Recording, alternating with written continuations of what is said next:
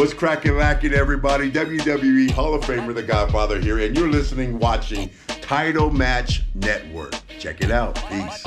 Man, WrestleMania, it's different now, but when I was there, WrestleMania was just the thing to be at because it was a time for everybody to get together. It was the old guys, the new guys coming up, and we had something called the Bewitching Hour.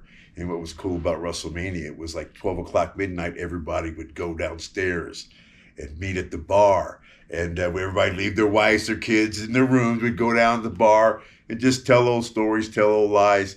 And that was a good part. And then maybe 10 years ago or so, because I've been going to WrestleManias. I'm still under a Legends contract. I've been going to WrestleManias for a long time. But 10, 15 years ago, things kind of changed. And I think it was because of social media and people being afraid to be caught maybe in the wrong position or drinking and people taking pictures of you. So it's a little different now. Now it's more business when I go. But this time it's going to be great, man, because Undertaker is getting inducted, who's one of my best friends in this world. And then we have, of course, BSK reunion. So it's going to be a fun time. And the WWE has a lot of things planned for BSK to do. So it's going to be a really good week. You mentioned the Undertaker. That's one of the first things I was talking about because he's getting inducted in the Hall of Fame this year. Yes, he is. Yes. Man, you go way, way back with the Undertaker. I don't think people even realize sometimes that, you started out with him in Memphis, right? We started out, I want to say 1988 is when we met, and been friends ever since. But yeah, I think it was 88. He came in, he was Master of Pain, and I was the Soultaker, and we were working in Memphis, yes. Been friends a very long time. I always tell people I've been in more caskets than anybody. I've been in caskets as Papa Shango, Godfather, and whoever else was out there. When I was in Money Inc. in the Nation, I've been in more coffins and caskets than anybody. But yeah, I've wrestled him under a lot of different personas, a lot of different ones. I got my tryout, I think it was in Phoenix. And I got my tryout. I just got back from Germany where I was working for Otto Vons, and Taker was there, and we got a tryout. And they wanted me to be a heel, so they didn't know what to call me. So they called me Sir Charles, and that's because Charles Barkley was playing there at the time. And so they wanted to put some heat on me. So that's the only time in my wrestling career I ever wrestled as Sir Charles, was that day in Phoenix. It's crazy. I don't think a lot of people realize you've wrestled The Undertaker over at least 100 times I've seen on record. Did you realize that? And I think I won once. Is it crazy when you come into the WWF and you're doing your tryouts and you see The Undertaker, a guy that you tagged with too, and you see him kind of getting that big run up top, and then you're almost in the same position right away? Like, was it cool to see that at the time? Dude, we have been through so much. I was happy to be there. It was cool, but we knew that we were both different, and we knew things were going to happen. Things happened for him a little better, but we were expecting it. We kind of knew what we were stepping into, and we both had something a little different. It was great. I mean, he was already way on top at that point, but I came in and did my thing best I could. Did the BSK crew start already at this point, or is this something that developed over time? No, I met Rikishi, I met Yokozuna, I met the Godwin, Savio Vega, Crush, Masafuji, Paul Bearer. I met them, I knew Taker, of course, but we all kind of just started hanging out and kind of listened to the same music and hung out at the same strip clubs and drank the same whiskey. And we all became really good friends. And BSK, forever, we would never tell people what BSK stood for, but it stands for Bone Street Crew, and that's because, unlike the Clique, who I was friends with too, it wasn't a political thing. We were just bros, and we all watched each other's back, and if there was a fight, we made sure we were all covered, and we were just brothers, man, and we watched each other's back, drank a lot of whiskey, and got a lot of lap dances. Working with all these guys in the first year or two. It's unbelievable. You even had matches with a young Steve Austin at the time, right? Back in Memphis? Oh, yeah. We all started in Dallas back in the day, working for Jerry Lawler. I think Steve came in when it was the USWA. And I think, yeah. But he came in, he was cool. Steve was cool back then. We had a lot of talent back then. Everybody who's anybody has come through Memphis. And I mean, any name you throw out has come through Memphis and worked with Jerry Lawler. Jerry Lawler has worked with everybody. I know you've touched on it before, but that was one of your big breaks. I mean, that was one of the big matches on TV, right? You and Lawler? Yeah. Man, I've had such a different path to becoming a professional wrestler, different than most. And I wasn't a wrestling fan. I'll be honest, I wasn't a wrestling fan growing up. I grew up in the 70s, and back then in the Bay Area, roller derby was much bigger than wrestling. You'd be at the Cow Palace, roller derby would sell it out, wrestling would have half a house. And so we were roller derby fans. I knew Rocky Johnson, Haystack Calhoun, Ray the Crippler Stevens, guys like that. You knew their names, but I didn't really follow. Ernie Ladd, we didn't really follow it. But for me to fall into it, I fell into it from a movie actually called Over the Top. It was an arm wrestling movie with Sylvester Stallone in it. And I made a call. I went to the Monster Factory in Paulsboro, New Jersey, only because I was a biker at the time, and Bam Bam Bigelow, with all the tattoos and stuff, he had went there, and I'm like, well, I'm dealing with bikers all the time, so I'm like, well, he went there, must be cool, so I went there.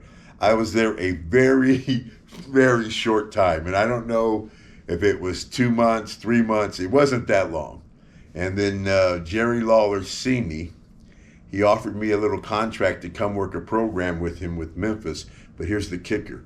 I had never, ever had a match in my life. I didn't know anything.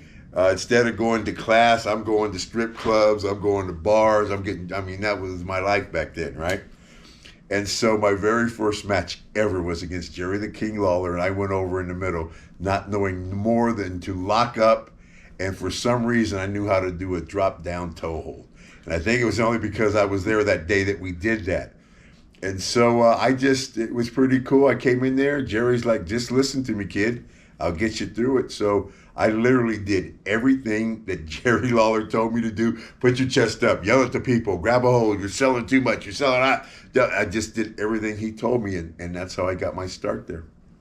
Yeah, you almost go in blind to it, and he's guiding you in the match, right? I mean, yes. he's helping you out to make this thing work. He's telling me everything what to do, and I'm just doing what he tells me.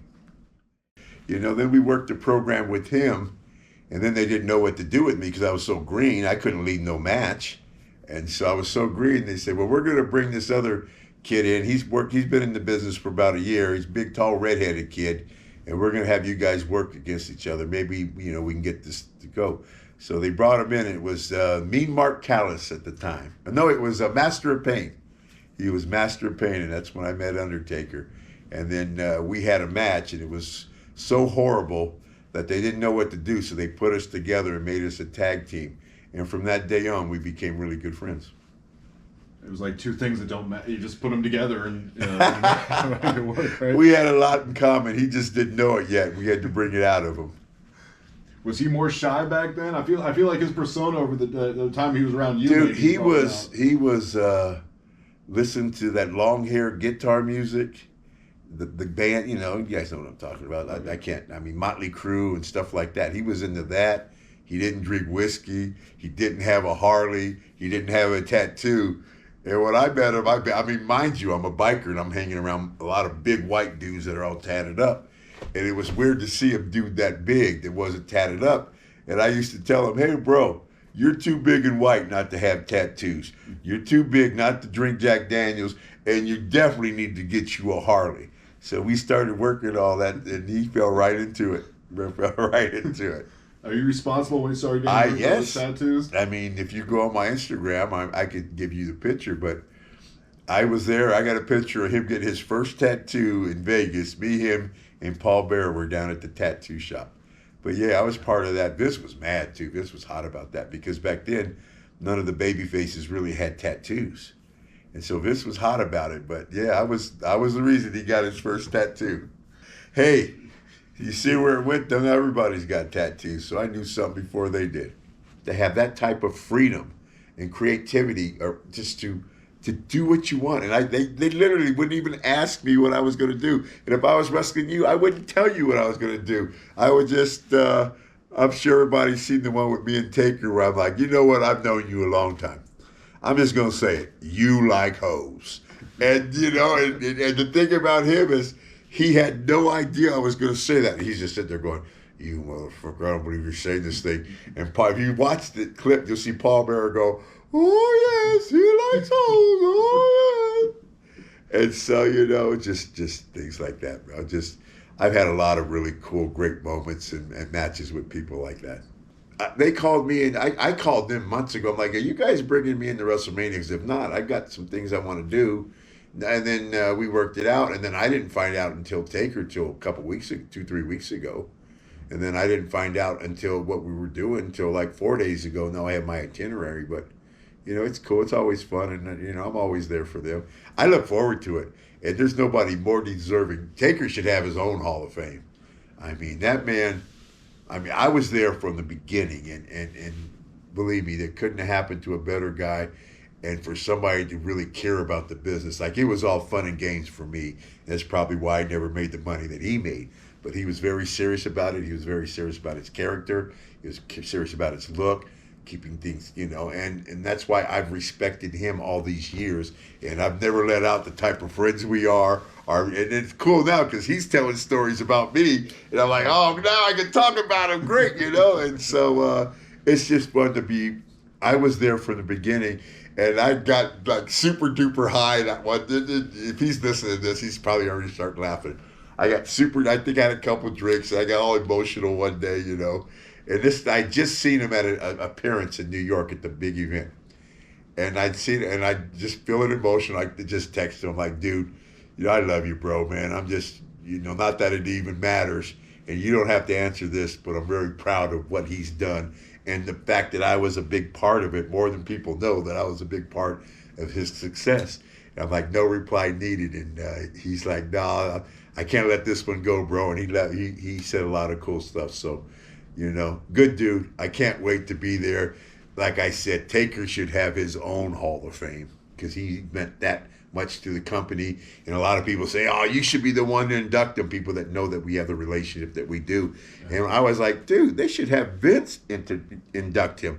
I don't think Vince has ever inducted anybody. So, I mean, that man deserves more, he deserves the top of the line, bro. And I think that would be Vince inducting him. So I'm cool that he is. I'm cool with that. That's top honors, right? Yes. Yes.